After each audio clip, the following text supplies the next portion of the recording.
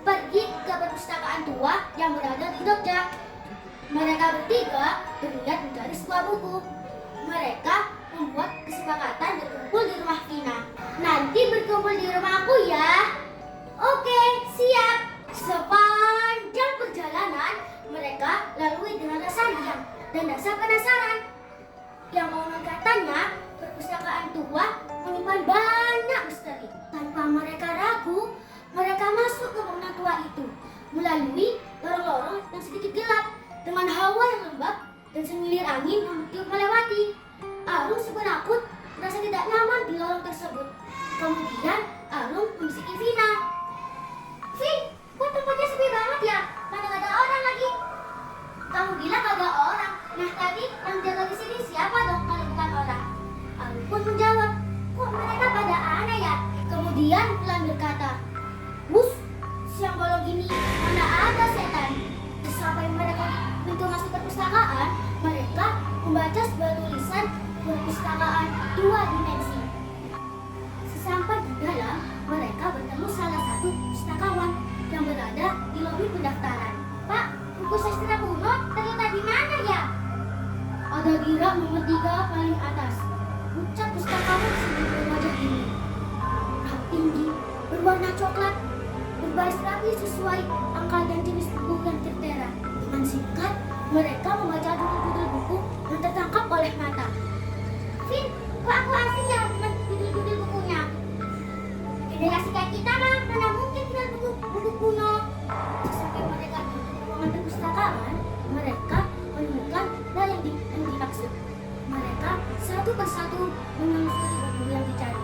Namun, ketika mereka di tengah pencarian buku, aku melihat seorang berlari sangat cepat di belakang rak. Vin, kamu lihat gak?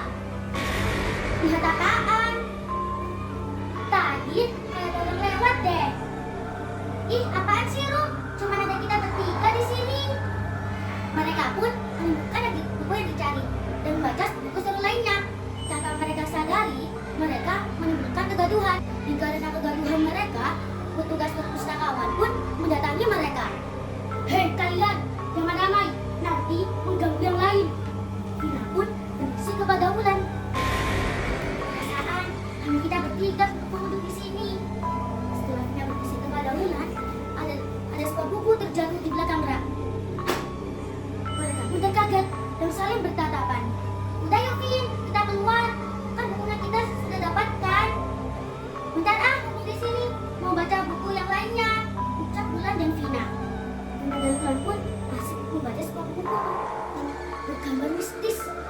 Di samping buku tersebut bertuliskan Jimat Mangku Bumi.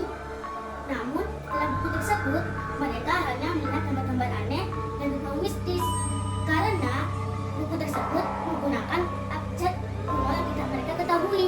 Di antara mereka Arumlah lebih banyak mengetahui hal-hal kuno dari sang kakek. Mereka pun memanggil Arum. Arum! Ih, apaan sih Wulan? Kagetin aja. Kamu sih bolak-balik buku gak jelas. Sini deh, barangkali kamu paham dengan isi buku ini. Arum pun menghampiri mereka. Kemudian datanglah seorang pengunjung tua mengambil sebuah buku kuno dan langsung menduduki meja baca di samping mereka. Detik demi detik mereka lalui tanpa mereka sadari bahwa buku yang mereka baca sama persis dengan bapak tua baca juga. Kemudian Vina dan teman-temannya pun menghampiri bapak tua itu dan menepuk bahu sang bapak. Permisi Pak, mohon maaf sebelumnya. Sepertinya Bapak paham betul dengan isi buku tersebut. Kebetulan kami juga membaca buku yang sama. Bisakah dijelaskan sedikit kepada kita? Lama tidak ada tanggapan dari bapak tua itu, mereka pikir bapak tua itu tidak mau membantu mereka. Namun, ketika mereka ingin kembali ke meja mereka, bapak tua itu menoleh. Ternyata dia adalah seorang